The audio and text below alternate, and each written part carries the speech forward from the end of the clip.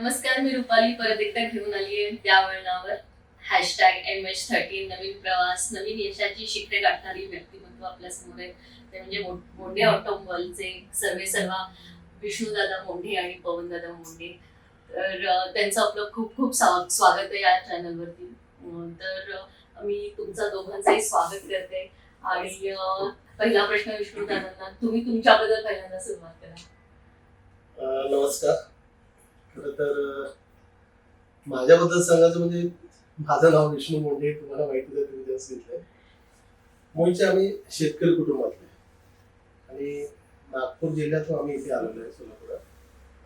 1988 सालाच्या September महिन्यामध्ये मी सोलापूरला आलो. जन्मतः शेतकरी कुटुंबात असल्यामुळं आणि एका शिस्तप्रिय कुटुंबात आम्ही होतो. आमचे वडील फार शिस्तप्रिय. बघता बघता मग मी नाशिकमध्ये गेलो.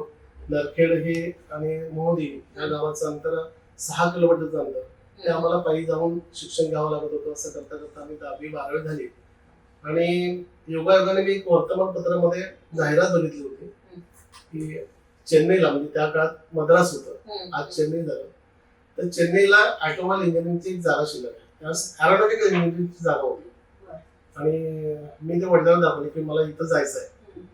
मी मद्रासला गेलो. तिथे गेल्यानंतर ते एरोनॉटिकलची जागा जी होती ती भरली होती. मग तिथं फक्त एकच ऑटोमोबाईल शिल्लक राहिली आणि मी ऑटोमोबाईल इंजिनियर तिथून झालो. भाषेचा प्रश्न होता. आता कितीही म्हटलं तरी आजचा काळ आणि त्या काळामध्ये फरक होता. त्यावेळेस इंग्रजीला एवढं प्राधान्य दिलं जात नव्हतं. म्हणजे माय नेम इज इथपर्यंत इंग्रजी वगैरे चांगली यायची, तेवढीच इंग्रजी, त्यालाच आम्ही इंग्रजी आली असं समजत होतो. आणि जेव्हा चेन्नईला गेल्यानंतर माझाच हेड ऑफ डिपार्टमेंट आमचं त्यावेळेस प्रॅक्टिकलच्या वेळेस त्यांनी सांगितलं ओपन द बोनट. आता मी खेडेगावातला माणूस, मी कधी कार बघितली नाही, कधी काही बघितलं नाही, आणि तिथे गेल्यानंतर ओपन द बोनट म्हटल्यानंतर मी गाडीचा बोतल घेऊन होतो. तेव्हा लक्षात आलं मला की बोनट याला म्हणता, याला हे होतं नाही, इतकं आमचं अध्ययन होतं ऑटोमोबाईल बद्दल. आणि मी फर्स्ट क्लास मध्ये ऑटोमोबाईल इंजिनिअरिंग झालो. सुदैवाने मला चेन्नईमध्येच त्यावेळेस मर्सिडीज बेंझ मध्ये पहिला जॉब मिळाला. मी तिथे काही दिवस काम केलं.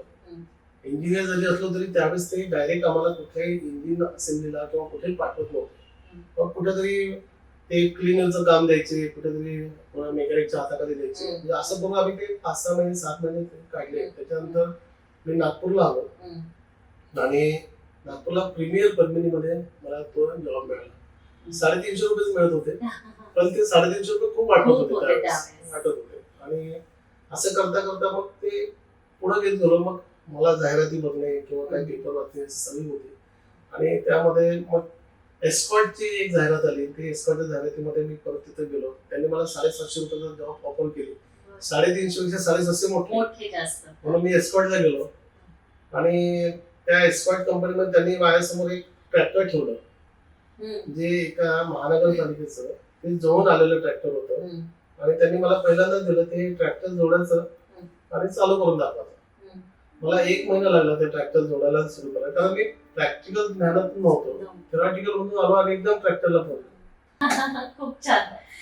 तर माझा असा प्रश्न की म्हणजे मी जर चूक करत नसेल या प्रश्नाला, तर की तुम्ही ज्या कंपनीमध्ये जे जे पद्मिनी म्हणा किंवा छोट्या बाईकचं हे म्हणा, एस्कॉर्ट म्हणा, त्या सगळ्या गाड्यांचं शोरूम तुम्ही सोलापुरात उघडलंय. जिथे जिथे तुम्ही नोकरी केली तिथे तिथे त्या गाड्यांचं तुम्ही शोरूम, मला असं वाटतं महिंद्रा बस, आता इलेक्ट्रिक, तुम्ही तेही शोरूम काढले. बाईक्स, वेस्पा, म्हणजे 2 व्हीलर पासून 4 व्हीलर जो प्रवास आहे तुमचा, माझ्या मते त्या सगळ्या गाड्या तुम्ही इथे सोलापुरात काढलेल्या दिसतात. ते पॅशन झाले. काय झालं, तुम्ही जो प्रश्न मला विचारला की मी सगळ्या हे ऑटोमोबाईल मध्ये आहे, अगदी बरोबर आहे.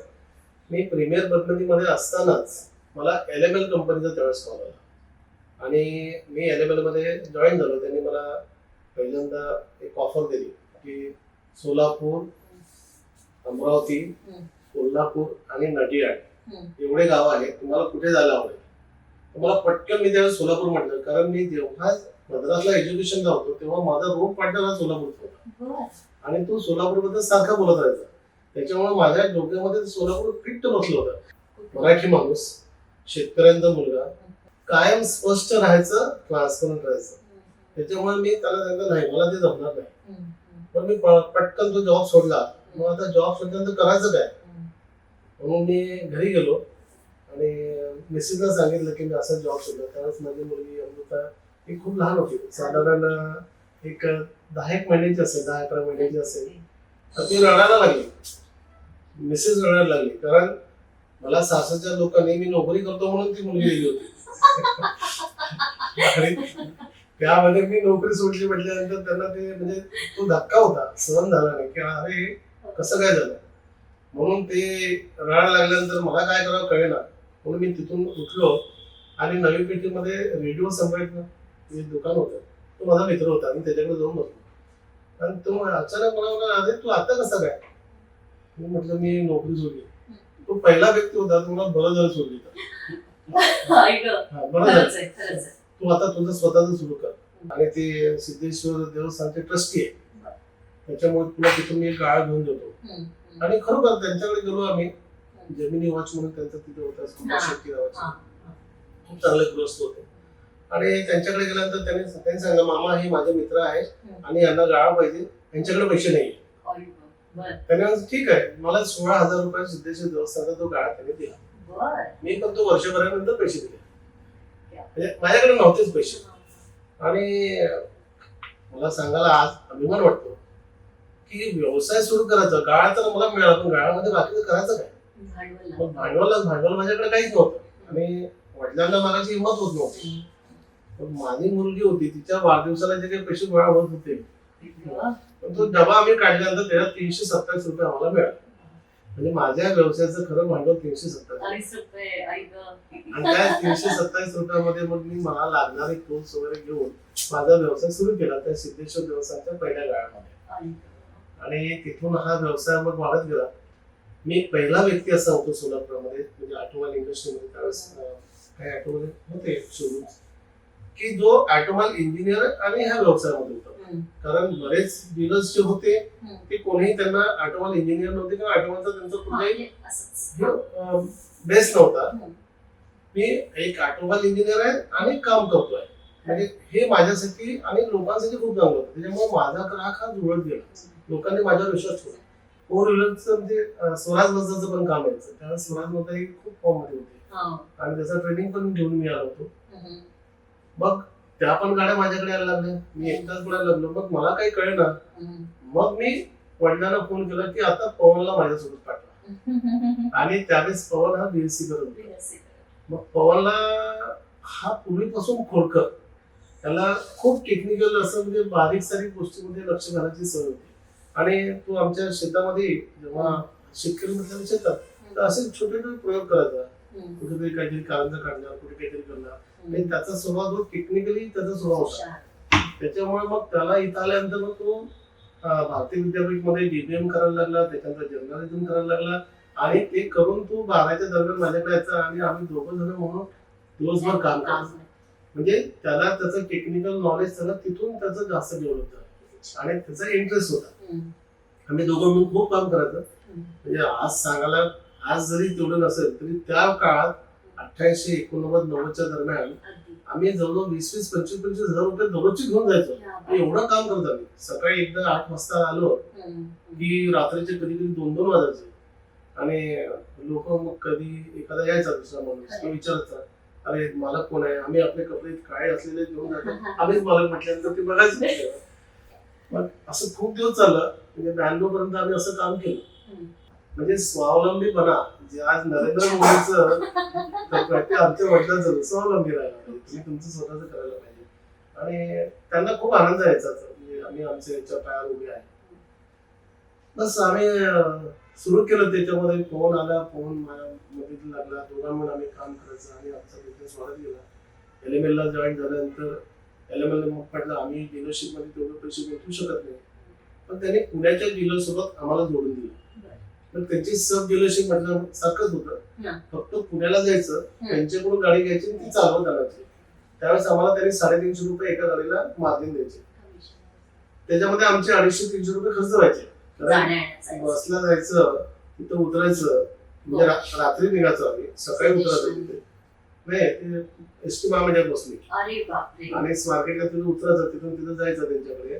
ते कॅम्पला डीलरशिप होती, तिथून ती स्कूटर घ्यायची, एक एक दोन दोन स्कूटर घ्यायच्या, चालवत आणायच्या आणि ती इथं विकायच्या.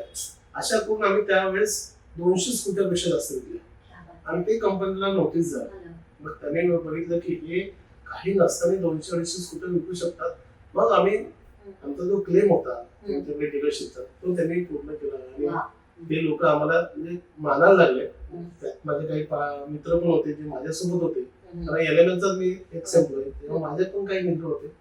तर ते आमची मैत्री जुळली आणि डीलरशिप आम्हाला 1994 सालामध्ये मिळाली. ते डीलरशिप चालवता चालवता आम्ही रॉयल एनफिल्ड अप्रोच झालो, रॉयल एनफिल्ड डीलरशिप झाली. आणि मला आज सांगायला आनंद होतो की आज महाराष्ट्रातच नव्हे तर भारतामधला मी बऱ्यापैकी जुना डीलर रॉयल एनफिल्डचा आहे. आता जेवढे डीलर्स आहेत हे सगळे नवीन झालेले आहे, कारण त्या काळात रॉयल एनफिल्ड चालत नव्हतं. एकाच शोरूम मध्ये दोन्ही डीलरशिप चालवण्याचा मान त्यावेळेस मी घेतला. दोन्ही कंपन्या ऍग्री झाल्या. म्हणजे असं रॉयल एनफिल्डला काही हे नव्हतं आणि एलेमेनला नव्हतं, कारण अल्टिमेटली दोघांकडून थोडा थोडा बिझनेस मिळत होता. कारण एलेमेन कंपनी त्यावेळेस बजाज कंपनी खूप मोठी होती आणि बजाजला टक्कर देत एलेमेन चालत होती. मी त्यांना 54% मार्केट शेअर जेव्हा एलेमेनचा आणून दिला सोलापूरमध्ये आणि मी भारतातला पहिल्या 5 डीलरमध्ये एक केला आणि तो रिस्पेक्ट मला मिळत गेला. याच कंपनीचा एक्स एम्प्लॉईज डीलरशिप घेतो हे आमच्या दीपक सिंघानिया जे ओनर होते एलेमेन कंपनी त्यांच्यापर्यंत गेलं आणि ते मला नेहमी मग फ्रंट लाईनला बसवायचे. सुदैवानं आम्ही तिथून कस्टमर मार्केटमध्ये आमचं शोरूम होतं, तिथून इकडे आलो. आता ते वळण होतं, दुर्दैव होतं खरं तर, तसे घडायला नको आणि त्यावेळेस घडून गेली. ती चूक कोणाची कोणाचं चांगलं ह्या आपण काही पडणार नाही, कारण सोलापूर तसं बघितलं तर खूप चांगलं शहर. जेव्हा मी नागपूर इथं सोलापूरला आलो तेव्हा मी सोलापूरचं खूप गुणगान करत होतो, कारण हे एकमेव शहर मी त्यावेळेस बघितलं होतं की ज्याला ड्रेनेज क्लोज होत्या. आणि विदर्भामध्ये नागपूर अमरावती शहरामध्ये जर बघितलं तर ड्रेनेज ओपन होतं. म्हणजे ड्रेनेज क्लोज असलेलं चांगल्या रस्ते असलेलं सोलापूर खूप आवडत होतं आणि मी अभिमानाने तिथे सांगत होतो. हा एक नवीन मुद्दा असू शकतो सोलापूरचा. त्या काळात होतं. दुसरं सोलापूरला ऐतिहासिक सोलापूर म्हणजे इथं एक वेगळं त्याचं महात्म्य होतं आणि त्याच्यामुळे काय होतं मी सोलापूरचं म्हणण्यामध्ये आम्हाला खूप अभिमान वाटायचा. म्हणजे नागपूरचा जर घेतला आज नागपूर सोलापूरचं खूप मोठं खूप डेव्हलप झालं, पण त्यावेळेस मला सोलापूर नागपूरपेक्षा खूप डेव्हलप वाटत. इथले रस्ते इथलं सगळ्या गोष्टी. एक गोष्ट सोलापूरची आवर्जून सांगायची वाटते, इथे तुम्ही किती लोक असू द्या किती शहर मोठं द्या, इथला माणूस हा प्रत्येकाला ओळखतो, हा प्रत्येक माणूस प्रत्येकाला ओळखतो. ते इतर शहरामध्ये हे वैशिष्ट्य नाही. ते का होते ते मला माहित नाही, पण इथला जनसंपर्क जो आहे लोकांचा कनेक्टिव्हिटी ही खूप चांगली आहे. लोक खूप प्रेमळ आहेत. थोडस कधी कधी धाडसानं बोलतात, पण त्या धाडसानं दुसरा बोलला तर गप्प पण होतात. इतर शहरामध्ये तसं होत नाही. म्हणजे कनेक्टिव्हिटी खूप चांगली आहे, लोक प्रेमळ आहे, एकमेकांना समजून घेतात आणि फॅमिली टच म्हणतो ना तो टच अजूनही सोलापूरमध्ये आहे. त्या अनुषंगाने का असं आम्ही सोलापूरवासी झालो, आमचा व्यवसाय वाढत गेला. दुर्दैवानं त्या 2000 सालामध्ये सोलापूरमध्ये जातीय दंगल झाली. त्यामध्ये आमचं शोरूम ते जाळलं गेलं. आता उद्देश काय होता हा आता भाग नाही आहे आणि काय का असेल माझं शोरूम जाळणे हा काही उद्देश नव्हता. ती मॉफ सायकॉलॉजी होती. जेव्हा जमाव एकत्र येतो त्यावेळेस एक प्रवृत्ती वेगळी असते. खूप चांगलं शोरूम दिसत होतं. त्याच्या आदल्या वर्षी मला कंपनीकडून मी 25,000 रुपये त्याचं एक अवॉर्ड घेतलं होतं, बेस्ट शोरूम डेकोरेशन म्हणून. ते दसरा दिवाळीचा सणच्या वेळेस आणि ते डेकोरेशनची आमची कॉन्टेस्ट होती, म्हणून आम्ही त्याला डेकोरेट केलं होतं आणि ते दिसायला एकदम त्या एरियामध्ये वेगळं होतं. त्याच्यामुळे काय असेल ना तो एक भाग होता. गाड्या दिसत होत्या, लोकांच्या अजून काय अपेक्षा असतात त्या आमच्याकडून पूर्ण झाल्या नसेल असतात. व्यापारी म्हटल्यानंतर तुम्ही प्रत्येक माणसाला खुश ठेवू शकत नाही, प्रत्येक माणसाची इच्छा तुम्ही पूर्ण करू शकत नाही. काही ना कारण कोणी ना कोणी दुखाला येतो, कोणाला तुम्ही डिस्काउंट देत नाही, कोणाला वेळेत गाडी दिली नाही, अशा अनेक गोष्टी असतात. त्यापैकी असेल ते जायला गेलं, लुटल्या गेलं आणि आम्ही जे काही कमवलं होतं ते तिथंच एकदम संपलं होतं. रडत होतो कारण दुःख तर होतं आणि खूप वाईट वाटत होतं की अरे मी काय असं काय केलं की माझं एवढं मेहनत आणि सगळं एकदम एका दिवसात संपलं, होत्याचं नव्हतं झालं. आणि मला अजूनही सांगायला अभिमानी वाटतो थोडंसं आणि आठवण येते त्यावेळेस इथं एक वृत्तदर्शन नावाचं चॅनल झालं, हम्म, हम्म, खूप प्रसिद्ध होतं हो. आणि लोक दूरदर्शनपेक्षा त्याला जास्त जास्त. बघत होते. कंटिन्युअस त्या कर्फ्यू मध्ये 15 दिवसाच्या कर्फ्यू मध्ये केवळ माझा चेहरा ते दाखवत होते रडण्याचा आणि मला असं झालंय. त्याच्यामध्ये सारखं यायचं की विदर्भातून आलेला माणूस हो खरंय. वगैरे केलं आणि त्याचं जाळलं गेलं. मला खूप सहानुभूती त्यावेळेस मिळाली. पण सहानुभूतीला काही तुमचं आयुष्य बदलत नाही किंवा तुमचं काही आर्थिक बाजू बदलत नाही. मला त्यावेळेस सोलापूर जनता बँकेने पण मदत केली, त्यांनी पण माझ्यावर विश्वास ठेवला. म्हणजे खरं तर माझ्याकडे काहीच नसताना सुद्धा त्या बँकेने मला कर्ज दिलं त्यावेळेस. मेहनत दिसली. हा दिलं त्यांनी. माझ्याकडे काय बघितलं मला माहिती नाही. खूप चांगले लोक होते, त्यांनी माझ्यावर विश्वास ठेवून ते दिलं आणि मी त्यांचं सार्थक झालंय. पण त्यावेळेस मला असं वाटलं की आता आपण थोडस आणखीन काहीतरी दुसरीकडे जायला पाहिजे, म्हणून मी जागा शोधत होतो. जागा शोधता शोधता मला ही जागा मिळाली. या जागेमध्ये त्यावेळेस हा टोटल भाग म्हणजे तसा काहीच नव्हतं. काहीच नव्हतं. खड्डा होता. बांबूचे झाडं इथं होते, खड्डा होता. खड्डा होता. आणि हे पंधे साहेबांनी त्यावेळेस एक केली जागा. मी त्यांच्याकडे गेलो. तिथपर्यंत पोहोचायचं म्हणजे कसं, कारण मी काय लहान माणूस होतो, मला कोणी ओळखत नव्हतं एवढे जास्त. आणि पंधे म्हणजे खूप नावाजलेले मोठे व्यक्ती होते. तर असं माझ्याकडे एक भोसले नावाचा एक मॅनेजर होता. मग त्यांनी सांगितलं की आमचे मोरे साहेब आहेत, त्यांचे पंधे साहेब हे खूप जवळचे मित्र आहेत. पण त्यांच्या माध्यमातून मी त्यांच्याकडे गेलो आणि ते माझ्याकडे बघत राहिले. मला म्हणाले तुम्ही एवढ्या दुःखात आहे, एवढे तुमच्यावर प्रॉब्लेम झाले. त्यांना माहित झालं होतं सगळं.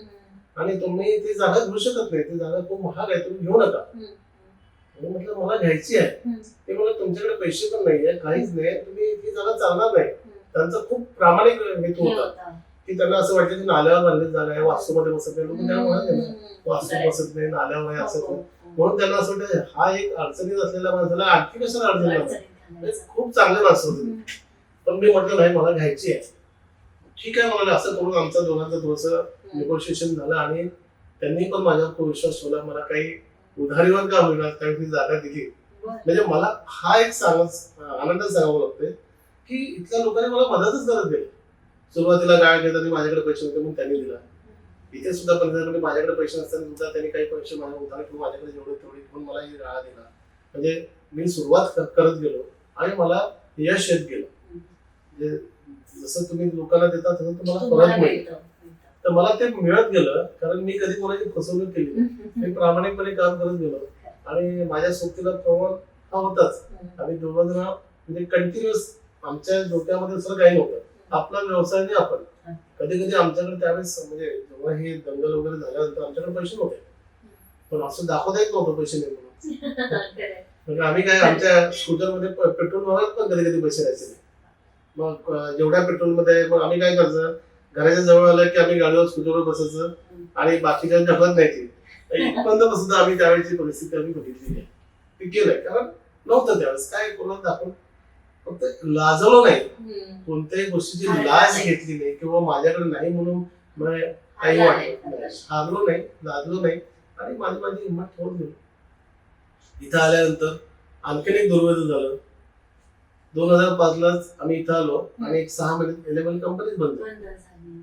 कंपनी बंद पडल्यामुळे आम्ही त्याच्यामध्ये जी गुंतवणूक केली होती ती गुंतवणूक आमची तशीच राहिली. ते पैसे सगळे गेले. कंपनीकडे पैसे होते ते मिळाले नाही, अजूनही मिळाले नाही. त्या काळामध्ये म्हणजे 2005 सालामध्ये आमचे 22.5 लाख रुपये कंपनीच्या हिशोबाप्रमाणे, माझ्या हिशोबाने अजून जास्त होते, 22.5 लाख रुपये त्यांनी देणे होते आम्हाला. आम्ही ऍडव्हान्स मध्ये पेमेंट केलं होतं ते आमचे गेले. जवळजवळ 25 ते 30 लाख रुपयाचे स्पेअर पार्ट आमचे गेले. म्हणजे मोठं नुकसान होतं. आधीच 5 वर्ष आधी मोठं नुकसान झालं, त्याच्यानंतर हे दुसरं मोठं नुकसान झालं. त्यावेळेस अशी परिस्थिती होती की आम्ही आता रस्त्यावर आलो आणि आमच्याकडे रॉयल एनफील्ड एकच प्रॉडक्ट होतं, ते कधीतरी महिन्यातून एक गाडी विकल्या जायची. आणि काय करायचं, आणि आम्ही एवढं मोठं कर्ज घेऊन बसलो होतो कारण ही जागा घेतली. आम्ही खूप असं अस्वस्थ झालो होतो, कळत नव्हतं आम्हाला काय करायचं. पण म्हणतात ना तुम्हाला परमेश्वर तुमच्या पाठीसला काही.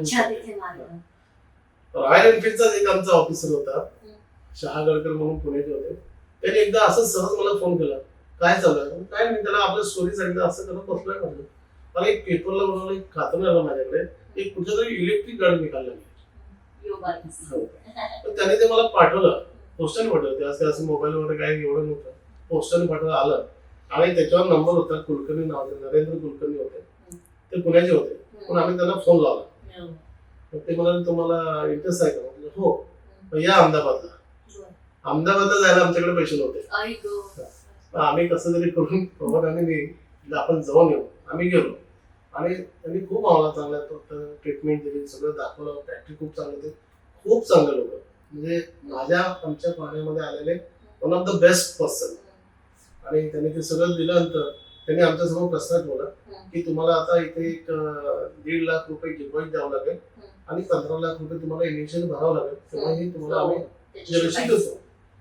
आणि म्हटलं आम्ही आता काय करणार, आम्ही दोघे एकमेकांकडे बघत होतो, कारण आमच्याकडे काही नव्हतं, फक्त बघून यायचं. ठीक आहे म्हटलं, आम्ही थोडं बोललो, मग निघालो बाहेर. ते म्हणाले नाही आता हे अग्रीमेंट आहे, सही करा. सही करा म्हटलं तर आम्ही घाबरलो, आता सही कसे करायचे, आमच्याकडे तर पैसे नाही, कुठून जायचे. बाहेर आल्यानंतर मग आम्ही दोघे म्हटलं काय म्हणते मी सही करायला काय प्रॉब्लेम. आम्ही सह्या केल्या आणि आपण कसं बनवलं त्या आनंदात आम्ही आपल्या घराकडे वापस आलो. आणि काय एक 8 दिवसामध्ये त्यांचा ट्रक आमच्याकडे आला. आम्ही कुठलाही पैसा न देता, काही न करता ट्रक आमच्या दारामध्ये आल्यानंतर आम्हाला माहित पडलं की तो यो बाईकचा ट्रक आमच्या इथं आला. आम्ही कोणालाही सांगितलं नाही, पण डे 1 पासून त्या ट्रकवर लोकांची झुंबड उडाली.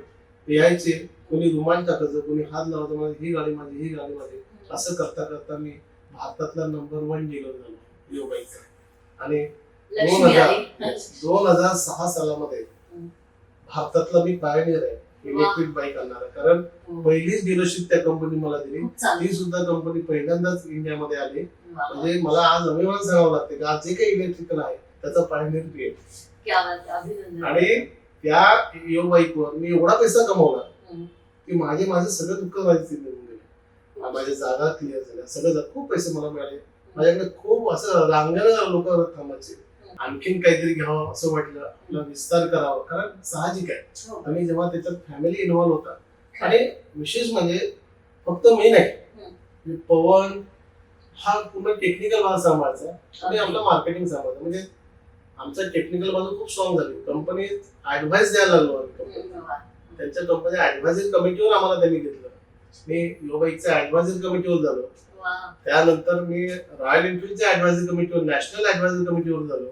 म्हणजे आमचे टेक्निकल सपोर्ट कंपनीने सुद्धा घेतला आणि त्याच्यामुळे आम्हाला इन्स्पिरेशन मिळालं. आणि हे इन्स्पिरेशन फक्त काय आमच्या टेक्निकल जोरावर नाही, तर सोलापूरच्या लोकांनी आमच्यावर दाखवलेला विश्वास. कारण इथली भौगोलिक परिस्थिती जर बघितली, ही सपाट जमीन आहे. त्याच्यामुळे इथे कुठलीही इंडस्ट्री खूप चांगली चालू शकते. दुर्दैव आहे काही इंडस्ट्री येत नाही, त्याचं अनेक कारण आहे. म्हणजे आपण असून सुद्धा त्याचा वापर करू शकतो. आज मोसली धरण एवढं मोठं आहे, पण त्या धरणाचा उपयोग सोलापूर शहरापेक्षा इतर लोक घेतात. आज पाण्याचं मुबलकता आहे, तरी आपण 8 दिवसाला एकदा पाणी पितो. म्हणजे इंडस्ट्री वाढू शकते. इथली जागा खूप स्वस्त आहे, खूप मोठी जागा आहे, तरी एखादी इंडस्ट्री, एखादं फॅक्टरी यायचं म्हटल्यानंतर काही कारणाने, आता मी ते सगळ्या कामात जाणार नाही, पण आता राजकीय असेल, काही असेल, कोणाचे स्वार्थ असेल, त्यापोटी तिथे येत नाही. लोकांना इलेक्ट्रिसिटी जसं म्हटलं की आज इथं आपल्याकडे एनटीपीसी सारखा एका मोठा पॉवर आहे, तरी पण आपण इलेक्ट्रिसिटी त्यामध्ये मागे आहे. लोड शेडिंग होते. म्हणजे इथं राजकीय दृष्ट्या म्हणा किंवा आणखी काही म्हणा, की त्या इंडस्ट्री येण्यासाठी अनुकूल नाहीये.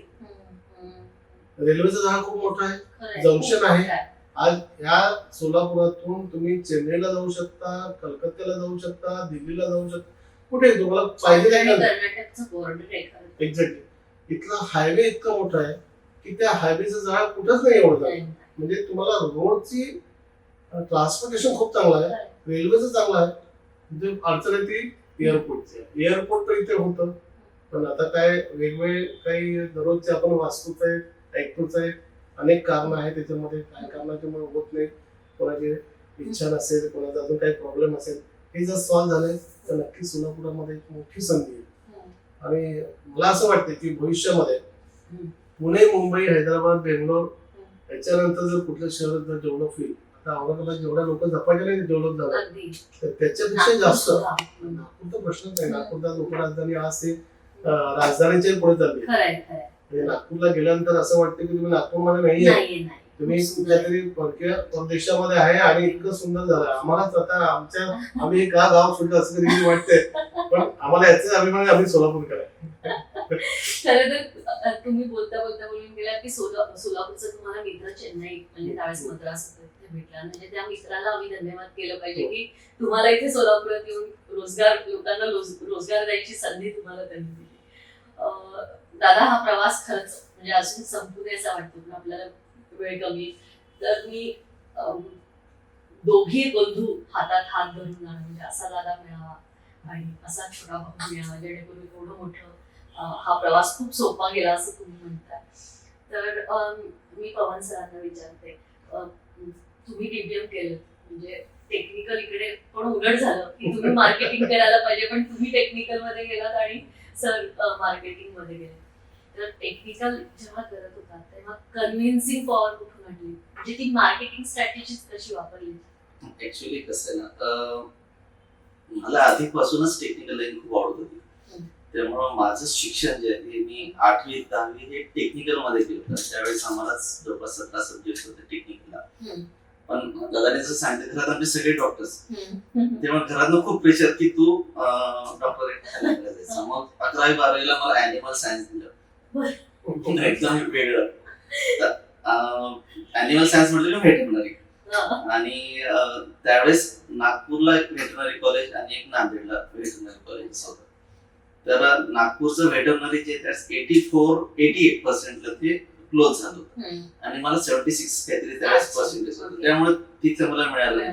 मग ऍडमिशन मिळालं मला नांदेडला. पण घरात लहान असल्यामुळं सोडायला तयार नव्हती की नाही याला नाही काढायचं. त्यामुळे मग ते माझं गेलं व्हेटरनरीचं गेलं. मग काय करायचं, कारण मॅथमॅटिक्स आणि केमिस्ट्री सब्जेक्ट बंद झालेलं होतं. त्यामुळे मग BSc बायोलॉजी आणि BSc बायोलॉजी जस्ट कम्प्लीट झालेलं. तर त्यावेळेस मग मी सोलापूरमध्ये आलो. मग ग्रॅज्युएशन झालेलं असल्यामुळे पुढं काय करायचं म्हणून मग जर्नलिझमला ऍडमिशन घेतलं. आणि जर्नलिझम मध्ये ऍडमिशन घेतल्यानंतर मग त्याचं मला खूप बेनिफिट झालं. कारण सामान्य म्हणजे सर्वसामान्य लोकांशी कसं बोलायचं, कसं वागायचं, कम्युनिकेशन कसे असतात, कशा पद्धतीनं प्रेझेंटेशन करतात, ह्या सगळ्या गोष्टी मला जर्नलिझम मध्ये खूप चांगल्या पद्धतीने शिकायला चांगला ग्रुप मिळाला. आणि त्यावेळेस रामतीर्थ सर आम्हाला होते, खडसेचे सर, त्यांना म्हणजे असं खूप चांगल्या पद्धतीने मला त्यांनी मार्गदर्शन केलं. आणि इंटरेस्ट टेक्निकल लाईन मध्ये असल्यामुळं एकदम आवडीचं असं मला ते मिळालं, एक फील्ड मिळालं. त्यामुळे मी दादाला वर्कशॉप मध्ये राहून द्यायला तू ते बाकीचं सेल्स वर्कशॉपचं होतं. आणि पूर्णतः त्या टेक्निकल काहीतरी नवीन नवीन करायला मिळायचं, काहीतरी ठेवायचं. तर त्याचा फायदा असा झाला ना की लोकांपर्यंत मला चांगलं पोचता आलं. आणि मित्र माझे खूप छान सगळे मित्र खूप मिळाले. आणि एक आधीपासून थोडीशी अशी एक हे होती की काहीतरी नवीन करत राहायचं. अजून ऍडव्हेंचरस फील्ड मध्ये खूप थोडस जास्त करत होतो. सुरुवातीला आम्हाला असं लहानपणी मला पायलट व्हायचं होतं, पण ते नाही झालं. मग जेव्हा मी इकडे जनरल लाईन मध्ये आलो, ह्या टेक्निकलचं थोडस आकर्षण जास्त होतं. ज्यावेळेस दंगल झाली, दंगलीच्या वेळेस तुम्ही पुन्हा शोरूम वर गेला, तेव्हा खूप साऱ्या गाड्या आमच्या नवीन नवीन गाड्या पूर्ण अशा जळून खाक झालेल्या होत्या. मग त्यावेळेस असं डोक्यात आलं की ह्या सगळ्या जळलेल्या गाड्यांमधून काहीतरी आपल्याला वेगळं करता येईल. मग त्याचे खूप तसे वेगवेगळे पार्ट्स गोळा केले. आणि त्यावेळेस मी 1-1.5 वर्ष त्यावरती केलं होतं, मेहनत केली. आणि एक मोटरसायकल तयार केली होती, सॉवरीन म्हणून. आणि ती त्यावेळेसची एकमेव मोटरसायकल होती ज्याच्यामध्ये मी hot air suction system induct केली. ते नवीनच होतं, ते कोणाकडेच त्यावेळेस नव्हतं, म्हणजे कुठल्याच कंपनीकडे पण ती टेक्नॉलॉजी त्यावेळेस नव्हती. आणि ती 123 cc ची गाडी तयार झाली होती आणि तिचं मायलेज 129 किलोमीटर मिळत होतं. ही किती सालची गोष्ट आहे? ही दंगलीच्या नंतरची 2004. आणि ती मोटरसायकल जेव्हा रोडवरती घेऊन त्याच्यावरती एवढी गर्दी पडायची, खूप असं एक अट्रॅक्शन झालं. तेव्हा खूप साऱ्या चॅनल्स वरती वगैरे ती गाडी आली. आणि आपल्याला तेव्हा असं खूप कळत नव्हतं टेक्निकली काय गोष्टी सांगायच्या काय नाही सांगायच्या हे तेव्हाच कळत नव्हतं. त्यामुळे ते मी खूप टेक्निकल डिटेल्स त्या इंटरव्ह्यू मध्ये त्यांना दिले. आणि ते सगळे मग नंतर लिकेज झाले. त्यानंतर बजाज मध्ये जे टेक्नॉलॉजी टार्गेटेशन सिस्टम ती ती त्यावेळेस मी तयार केलेली Capture होती. केली त्यांनी. ते नंतर ना मग ती आपण असं डायरेक्ट ऑब्जेक्शन घेऊ Claim शकत नाही करू नाही. शकत, हा. claim नाही. पण ते त्यावेळेस मी केलेली होती. ती नंतर ना मग ती एक 5-6 वर्षाची ऍडव्हान्स टेक्नॉलॉजी म्हणून ते येत आहे. हम्म. आले. तर ते एक चांगलं झालं. तसंच नंतर आम्ही एक first system solar plug in सिस्टमची फर्स्ट व्हेकल 3 व्हीलर ती मी त्यावेळेस तयार केली होती हम्म. आणि ती पण खूप फेमस झाली होती. म्हणजे त्यावेळेस बॅटरीवर सोलरवरती चालणारी 3 व्हीलर हम्म. ती डेव्हलप केली. त्याचं पण पेटेंटला टाकलेलं. ती पण आमचं तंत्र राहिलं ते तसंच झालं. अशा बऱ्याचशा गोष्टी करत गेलो. याच्यामध्ये इंटरेस्ट असल्यामुळं नवीन नवीन गाड्या डेव्हलप करणे, नवीन डिझाईन्स करणे. पण नंतर ना कामाचा व्याप असा थोडासा वेगळा वाढायला लागला की मग तिकडे थोडंसं लक्ष नाही देता आलं. पण झालं मी ते दिवस पण खूप म्हणजे चांगले मला मला सगळ्या गोष्टी अगदी समोर चित्र उभं केलेत तुम्ही. पण तुमचा जर प्रवास असा आहे की तुम्ही उत्साही आहात, म्हणजे या बिझनेस व्यतिरिक्तही तुम्ही सोलापुरात पॅराग्लायडिंग सारखी गोष्ट आणि बुलेट टीम तुम्ही तयार केला, जी राईड करत तुम्ही लेह लद्दाख किंवा गोवा आणि अशा बऱ्याच मोठ्या राईड घेता. तर कौतुक असं वाटतं की सोलापुरात हे असं काहीही नव्हतं, हे तुम्ही दाखवून दिलं. तुमच्या येण्यामुळे खरं तर नवीन पिढीला हे शिकायला मिळतंय, पाहायला मिळतंय. कारण अशा गोष्टी फक्त पुण्या मुंबईला किंवा मेट्रो सिटीज मध्ये पाहायला मिळतात. सोलापूरमध्ये हे सगळं नवीन होतं. तर तो एक प्रवास प्लीज सांगा. जसं मी सांगितलं लहानपणी मला तसं ते पायलटचं खूप अट्रॅक्शन होतं. ते मला असं ते सारखं ते असं माझं स्वप्न होतं की मला पायलट व्हायचं आणि मला फ्लाइंग करायचं. त्यानुसार ना मग मी ते संधी अशी शोधतच होतो. तर एक असाच मला मित्र मिळाला आणि तो त्या फील्ड मध्ये होता, पॅराग्लायडिंग फील्ड मध्ये. मग त्याच्यासोबत मैत्री केली आणि त्याच्याकडून बेसिक्स शिकून घेतले. आणि ह्या भागामध्ये तसं काहीच पॅराग्लायडर नाही किंवा हिल्स नाही, काहीच नाही. आम्ही वेड्यासारखे त्यावेळेस फ्लाइंगला जायचो. काही कळत नव्हतं कसं ग्लायडर कसं उचलायचं, कसं फ्लाय करायचं. पण आम्ही त्यावेळेस म्हणजे एक ते निषिद्ध मानलं जातं की फ्लाइंग मध्ये की 15 किलोमीटर पर अवरच्या वर हवा असेल तर फ्लाइंग करायचं असतं. पण आम्ही 25-25 किलोमीटरच्या वेळेस सहज फ्लाइंग करायचो. आणि तो जेव्हा ट्रेनर आला त्यांनी बघितलं तुम्ही एवढ्या हवेमध्ये फ्लाइंग करता. हा त्यांनी हात जोडल्या मला, म्हणजे तुम्ही एवढे परफेक्ट झाला की एवढं कोणीच करू शकत नाही जे तुम्ही करताय. हे कोणीच करू शकत. तुम्ही करताय 25 किलोमीटर पर अवरच्या स्पीड मध्ये तुम्ही फ्लाय करताय म्हटलं तर त्याला ते खूप हे झालं. तर त्यावेळेचा मी ह्या पश्चिम महाराष्ट्राचा पहिला पायलट होतो आणि त्यातनं मग इंटरेस्ट वाढत गेला. नंतर मग पॅराग्लायडिंग म्हणजे एरो क्लब स्थापन केला सोलापूरमध्ये पहिले. तर सोलापूरमध्ये सर्वात पहिली मोठी ऍक्टिव्हिटी आम्ही केली होती जी की कुठंच झाली नाही. एका एअर स्ट्रीप वरती पॅराग्लायडर, विमान, पॅरासेलिंग हे वन स्ट्रीप फ्लाइंग झालेलं. सोलापूरच्या एअरपोर्ट वरती जेवढे म्हणजे एअरपोर्ट स्थापल्यापासून जेवढ्या फ्लाईट झाल्या नव्हत्या तेवढ्या 9 दिवसामध्ये, त्याच्यापेक्षा जास्त फ्लाईट्स 9 दिवसामध्ये झाल्या. हा पण एक रेकॉर्ड आहे की सोलापूर जेवढ्या फ्लाईट्स कधीच झाल्या. आणि सर्वसामान्य गरीब लोकांपासून तर श्रीमंतापर्यंत सर्वांना आम्ही त्यावेळेस फ्लाइंग करून आणलं. हे पण लोकांनी खूप छान एन्जॉय केलं. आपापल्या घरावरून त्या फ्लाइट्स एन्जॉय केल्या. तो एक झाला. परत ह्या फील्ड मध्ये असल्यामुळे रायडिंग तसंच आलंच. आणि एकदा मी असंच ट्रेनिंगसाठी गेलो होतो, मोटरसायकलच्या रायडिंग ट्रेनिंगसाठी. आणि ते एवढं आवडलं की खूप छान. मग हा जे आपण हे एन्जॉय करतो, हे जे रायडिंग एन्जॉय करतो हे बाकीच्यांना काय देऊ. मग त्यातनं काही मित्रांना जेव्हा शेअर केलं तर ते पण इंटरेस्ट झाला. तो एक रायडिंग क्लब स्थापन झाला आणि आज सोलापूरमधले जवळपास 123 मेंबर्स त्याचे आहेत. आणि सगळे म्हणजे businessman, doctors, engineers, RTO, police, हे सगळे प्रोफेशनल्स, ज्या लोकांना स्वतःला वेळ देता येत नाही असे लोक ते त्या ग्रुपमध्ये जॉईन झाले. आणि जेव्हा कधी राईड्स निघतात ते खूप एन्जॉय करतात, मजा करतात. आणि ते सारखे मग मागे असं दरम्यान एकतरी काम म्हणजे तुम्ही ऑटोमोबाईल इंडस्ट्री व्यतिरिक्तही बाईक टुरिझम चालू केलं सोलापुरात म्हणायला हरकत नाही. कारण हा प्रवास लेह लद्दाख पर्यंत गेला, म्हणजे याच्यासारखी गोष्ट नाही. भूतान झालं, भूतान, नेपाळ हे सगळं मोठं म्हणजे भारतात जवळपास सगळंच मोटरसायकलवरती फिरून झालं. आणि एक सेफ अजूनपर्यंत टचवूड कधी काही कुठला इन्सिडेंट झाला आणि हे झालं. त्या काही गोष्टी आम्ही फार प्रकर्षाने त्याच्यामध्ये पाळतो. रायडिंग गिअर्स कंपल्सरी, काही आणि रायडिंगचे काही ट्रेनिंग असतात ते देऊनच त्यांना सगळ्या गोष्टी शिकूनच नंतरच आम्ही राईडला त्यांना घेऊन जातो. प्रत्येकाचा कम्युनिकेटर्स असतात, म्हणजे एकमेक हेल्मेटमध्ये कम्युनिकेशन साठी साधन असतात जेणेकरून आम्ही प्रत्येकाशी बोलू शकतो. तर ह्या सगळ्या गोष्टी केल्याशिवाय आम्ही गाडीवरती नेत नाही कोणाला. त्यामुळे सगळं सेफ आणि चांगल्या पद्धतीनं सगळं होतं. आता ऑटोमोबाईल इंडस्ट्री झाली, राईड टुरिझम, बाईक टुरिझम झालं, आता तुम्ही एक हॉटेल पण चालू केलं, त्याबद्दल पण त्याच्यापेक्षा जरा सांगू शकतो. कोणी चालेल. काय झालं आमच्याकडे एल झाल्यानंतर आणि ह्या प्रवासाकडे आल्यानंतर यामाची डीलरशिप घेतली आणि एकदम रॉयल एनफील्ड खूप पिकअप मध्ये आले. आणि त्यावेळेस कंपनी मग आम्हाला हट्ट करायला लागली की तुमचं डीलरशिप आता त्या कस्टमर मार्केट पासून इकडे पाहिजे. आम्ही जागा शोधता खूप शोधत होतो, पण त्यांचा एक आमचे ऑफिसर होते, त्यांना हीच जागा पाहिजे होती. आणि त्यांनी इतका आग्रह केला की तुम्ही आता यामा बंद करा आणि आम्हाला एनफील्ड शोधून द्या. त्यांनी इतकं प्रेशर केलं तर त्या आम्हाला नाईलाजाने तो प्रस्ताव घ्यावा लागला.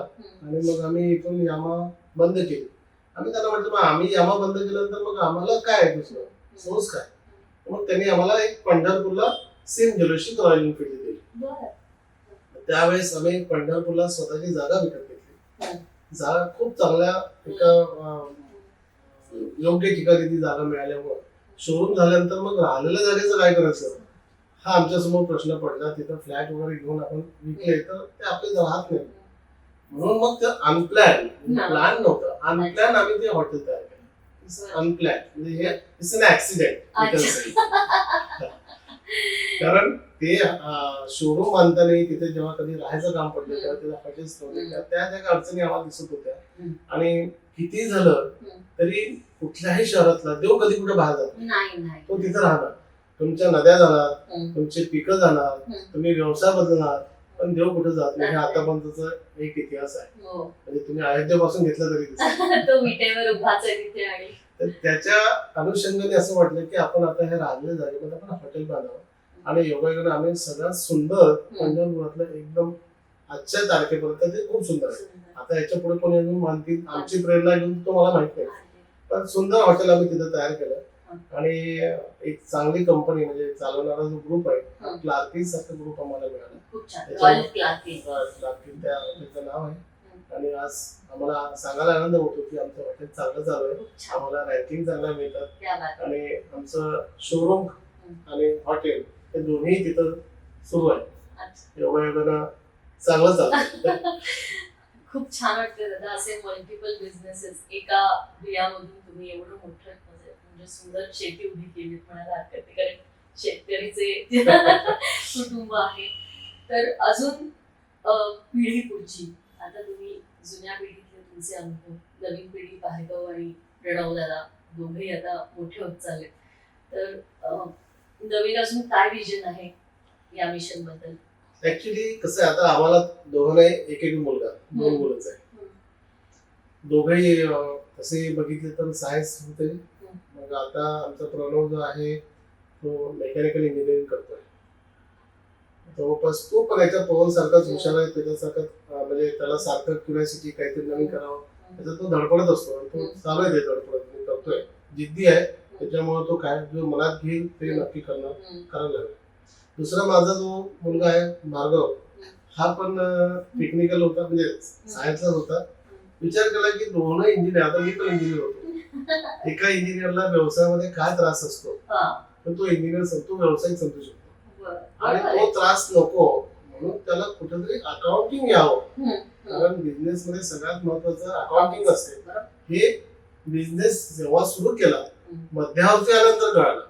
तोपर्यंत वाटायचं सगळे पैसे आपलेच आहेत, पण नंतर लक्षात आलं की सगळे पैसे आपल्या नसतात, त्याला 90% तर बाहेरच द्यावं लागतं. आणि म्हणून मी मुलाला सायन्स मधून काढून कॉमर्सला दिलं आणि त्याला आता मी बीकॉम करायला लावलेलं. आणि तो MBA करणार, म्हणजे त्याचं फायनान्स त्याचं कसं आहे की मी बिझनेस मॅनेजमेंट मध्ये जायचं, म्हणजे त्याला कॉमर्सचं नॉलेज असावं, अकाउंटिंगचं नॉलेज असावं. म्हणून आम्ही दोन मुलांना, एक टेक्निकल आणि दुसरा आपला अकाउंटिंग यामध्ये त्यांना तयार करतोय. कारण व्यवसाय आता आमच्याकडे रॉयल एनफील्डचा आहे, डीलरशिप्स आहे सोलापूर, पंढरपूर, सांगोला, मंगळवेढा या ठिकाणी आमच्या काही ब्रांचेस आहेत. वा वा. त्याच्याशिवाय आमच्याकडे आता महिंद्रा अँड महिंद्राची जे ट्रक्स आणि बसेसचे हे कमर्शियल आहे, वा. त्याची डीलरशिप आहे. त्याच्यामुळे हे जे व्यवसाय दोघांनी सांभाळावे आणि आमच्या ह्या इंडस्ट्रीमध्ये सर्व्हिस हा भाग आमचा महत्वाचा आहे आणि सर्व्हिस इंडस्ट्रीमध्ये आहेच. आहेच. आणि हॉटेल लाईन म्हणजे ही हॉस्पिटल इंडस्ट्री, ही सर्व्हिस इंडस्ट्री आहे. तसं बघितलं तर त्या दोन्ही मिळते जुळतच आहे. खरंय. दोन्हीकडे सर्व्हिस ही तुम्हाला द्यावं लागते, स्माईल तुम्हाला द्यावंच लागतं, लोकांना अटेंड करावंच लागतं. हॉस्पिटल ही दोन्हीकडे आहे. आहेच. म्हणून दोन मुलांनी ह्या दोन इंडस्ट्रीज सांभाळाव्या ही पुढची एम आहे. जसे आम्ही खूप मेहनत घेतली असं म्हणण्यापेक्षा प्रामाणिकपणे मेहनत घेतली आणि लोकांनी आम्हाला समजून घेतलं, त्यावर सपोर्ट मिळाला. इथलं वेदर, इथले लोक, इथल्या टर्म्स कंडिशन्स याला अनुसरून आम्ही राहलो आणि ते आमच्या मुलांनी करावं. आणि पुढच्या पिढीने येणारा जो काळ आहे हा फार बदलणार आहे. खरंय. कारण मी माझी सुरुवात जेव्हा कार्बोरेटरच्या स्लो पासून केली, आज कार्बोरेटर गाडीला नाहीये, नाहीये. टेक्नॉलॉजी बदललेली आहे. अगदी. आज इलेक्ट्रिकल आलं, म्हणजे असा चेंजेस खूप चालू आहे. पुढे टेक्नॉलॉजी पुढच्या 10 वर्षामध्ये ऑटोमोबाईल इंडस्ट्री ट्रेमेंडस चेंज होईल. कदाचित शोरूम राहणारे नाही, नाही. वर्कशॉप राहणार नाही, कारण व्हेकल्स हे तयार होतील की तुम्ही एकदा विकत घेतलं म्हणजे 15 वर्षामध्ये तुम्हाला काहीच करावं लागणार नाही. खरंय. ज्या गाड्यांना आम्ही 6 महिन्याची वॉरंटी देत होतो, आज 5 वर्षाची देतो. जी केबल आमची 2 महिन्यात तुटत होती तिथे 5 वर्ष काही होत नाही. म्हणजे अशा खूप चेंजेस झाले. Advanced technology. त्याच्यामुळे आज ही जी आमची जनरेशन आहे पुढची येणारी, त्यांना हीच ऍडव्हान्स राहणार. कोणतीही टेक्नॉलॉजी घ्या, कितीही करा, तुमचा जर प्रामाणिकपणा असेल आणि सातत्य असेल तर तुम्हाला कुठेही मरण नाही. शून्यातून विश्व काय उभं करणं आहे हे तुम्ही दोघांनी सिद्ध केलेलं आहे आणि पुढे पुढची पिढी पण करेल याची खात्री आहे. कारण हे संस्कार आहेत शेवटी आणि मुलं आपल्या मोठ्यांकडे पाहूनच पुढच्या पावलावर चालत असतात.